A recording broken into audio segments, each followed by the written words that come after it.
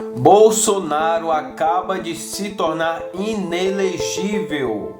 Já ouviu sobre essa história aí? Hoje, dia 30 de junho, acaba de sair notícias fresquinhas da inegibilidade de Jair Messias Bolsonaro. Estou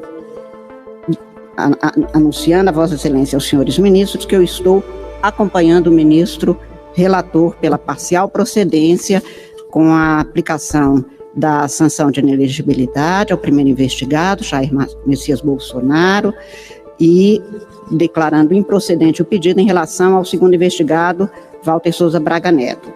Eu fiz um voto, presidente, a partir de um objeto que foi traçado desde a exposição feita pelo ministro relator.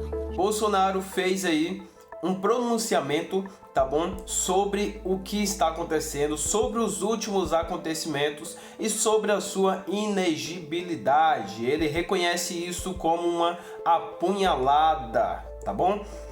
Vou colocar aqui o vídeo dele, o pronunciamento dele, mas antes disso eu te convido a se inscrever no canal e deixar o seu like. Muito prazer, eu me chamo Magnus Rodrigues, você está no canal Expressando Ideias. Me siga no Instagram, magnusrodrigues.oficial. Veja só o que exatamente Bolsonaro falou. A vida continua, tá? Tivemos aqui num momento bastante difícil, as pedidas do senhor Alisson Paulo Henrique, tá? Um dia que passou emblemático ali, como foi no meia de setembro de 2018, quando ele deu uma facada pela frente, hoje ele deu uma apunhalada, com essa decisão. Quem levou a apunhalada não foi Jair Bolsonaro, foi a democracia brasileira. Eu acredito que tenha sido a primeira condenação por abuso de poder político. Acredito que tenha sido este o meu crime. Crime sem corrupção. Mas vamos lá. Nós sabemos que, desde quando eu assumi, falava que eu ia dar um golpe. Né? E nós acompanhamos as eleições. A maneira como o Tribunal Superior Eleitoral agiu, me proibindo até de fazer live na minha casa. Né? E apareceram os resultados no final ali, o TSE anunciou o ganhador. Né? Eu me recolhi, a transição foi feita na absoluta normalidade, ninguém do PT pode reclamar de nenhum ministro meu sobre a transição. Dia 30 eu saí do Brasil e infelizmente aconteceu o 8 de janeiro. Quem fala em golpe, 8 de janeiro, não sabe o que é golpe. Com todo respeito, é um analfabeto político. Né? Ninguém vai dar golpe com senhorinhas, senhorzinhos, com a bandeira do Brasil nas costas, abrir embaixo do braço. Se bem que lamentamos a depredação do patrimônio público ocorrido. Lamentamos, e as pessoas que fizeram isso têm que arcar com as suas responsabilidades. No mais, aquelas autoridades, sem citá-las, que vinham ao longo do tempo dizendo que tinha que salvar o Brasil de uma ditadura, que de uma forma ou de outra contribuíram para com aqueles números do TSE. E agora, contribuíram pela minha não elegibilidade, ou seja, estou inelegível. A partir de agora, né? Basicamente a partir de agora, eu peço que essas pessoas, por questão de coerência, procurem o atual presidente da República, Lula, que marcou, né, uma reunião com o Foro de São Paulo.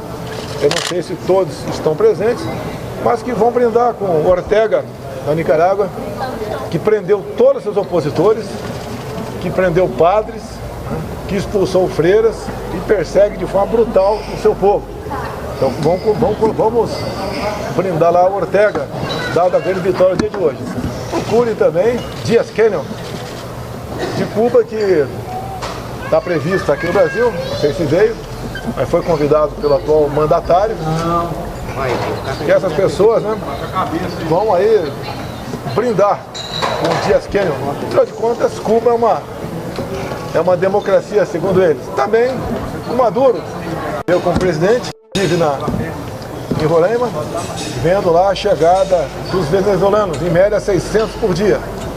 Pessoas que há anos fogem da miséria, da violência, da morte e da ditadura praticada lá atrás por Chávez e depois por Maduro.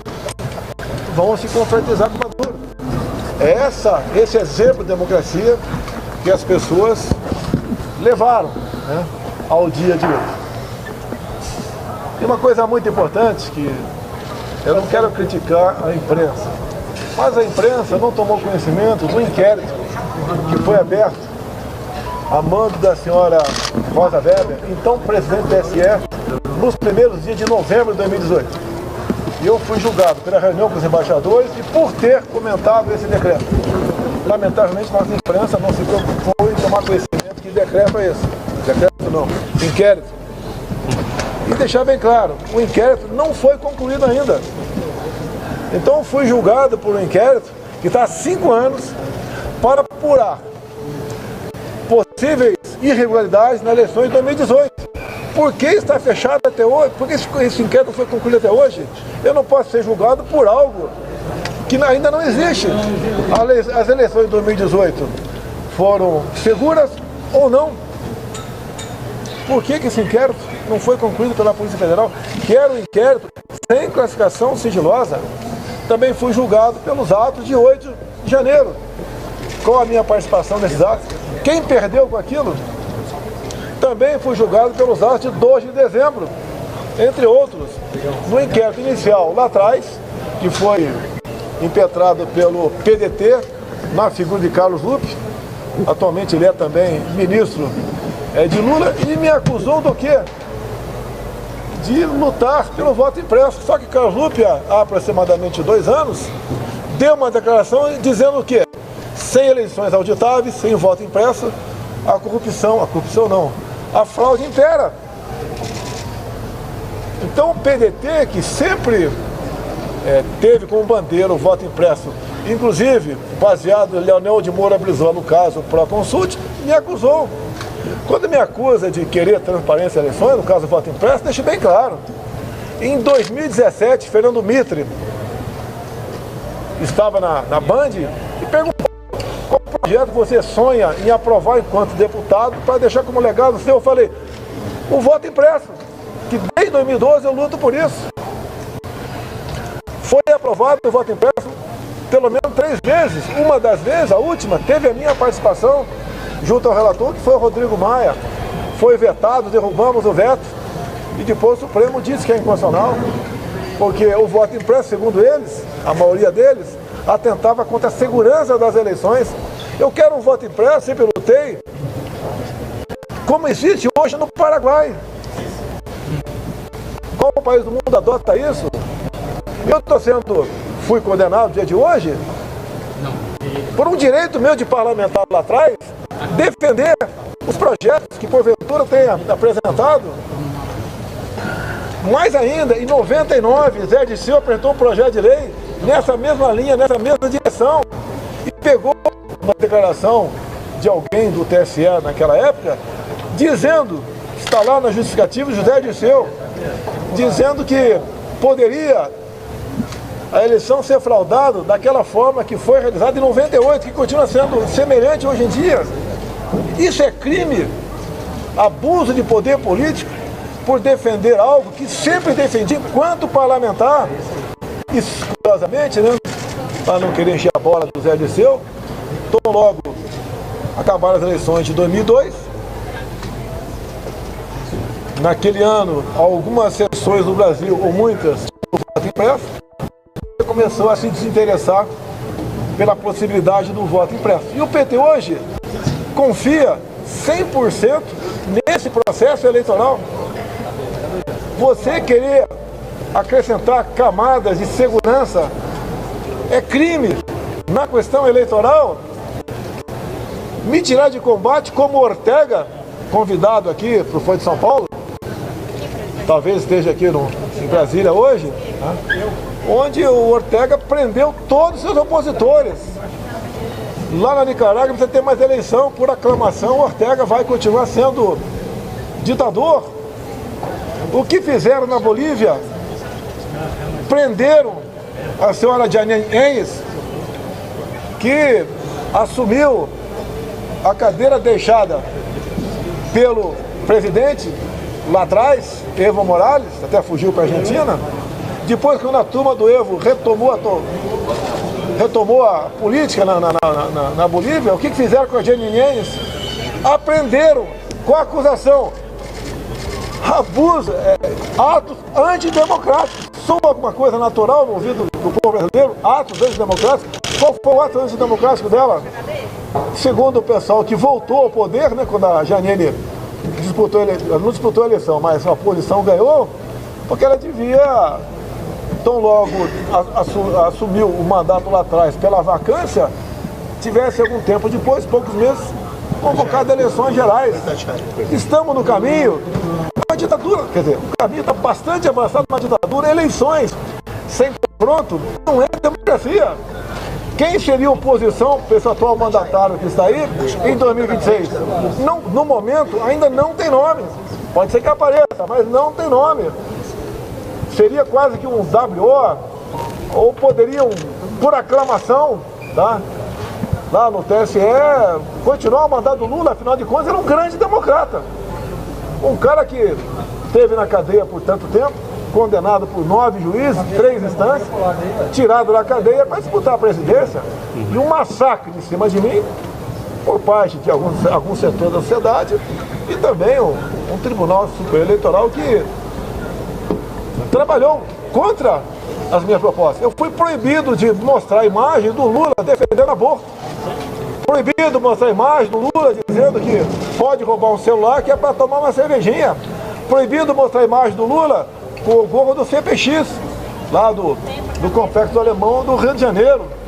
Repito, proibido de fazer live na sua casa. Proibido de mostrar a imagem de 7 de setembro.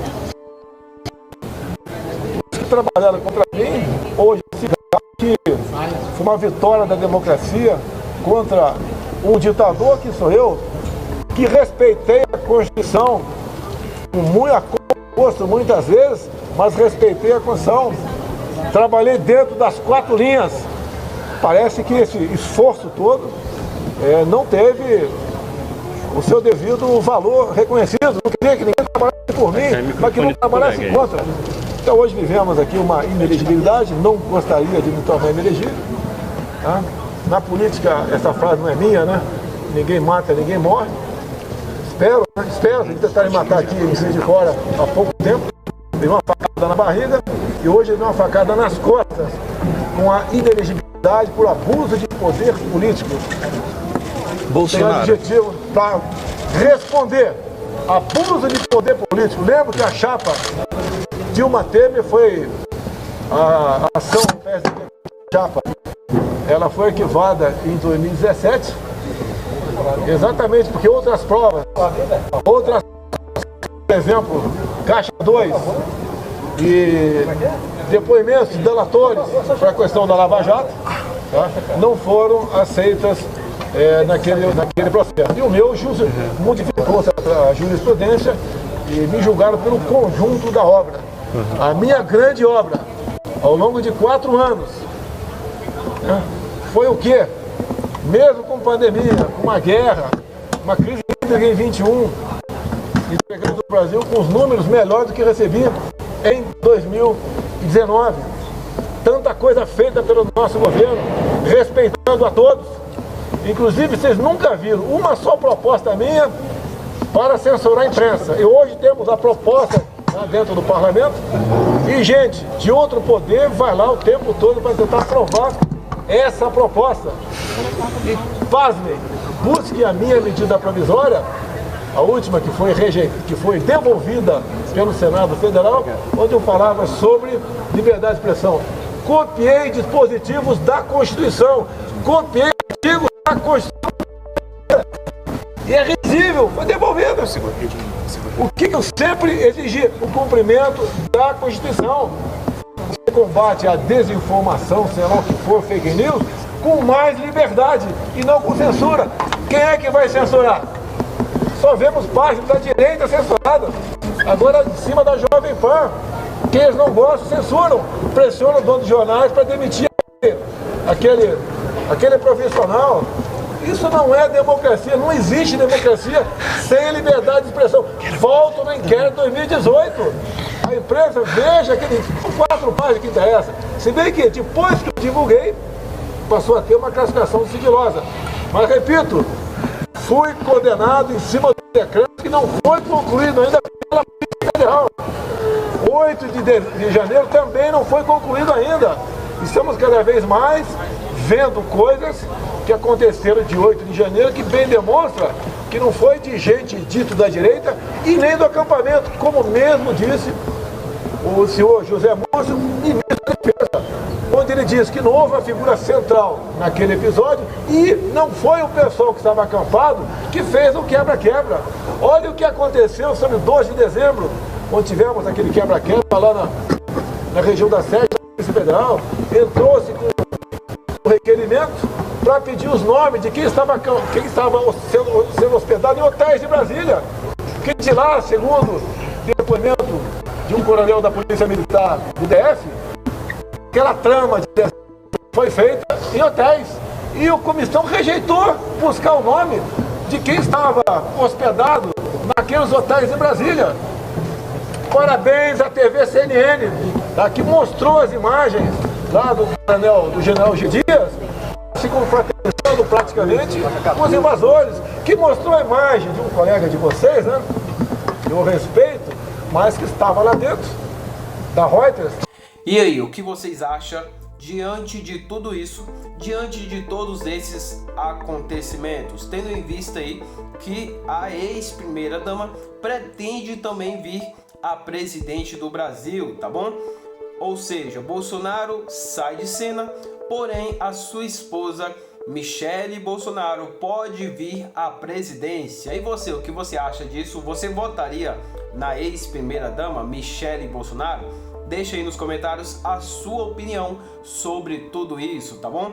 Desde já eu agradeço pela sua audiência, pelo seu like, pela sua inscrição e pelo seu compartilhamento. Deus abençoe. Valeu!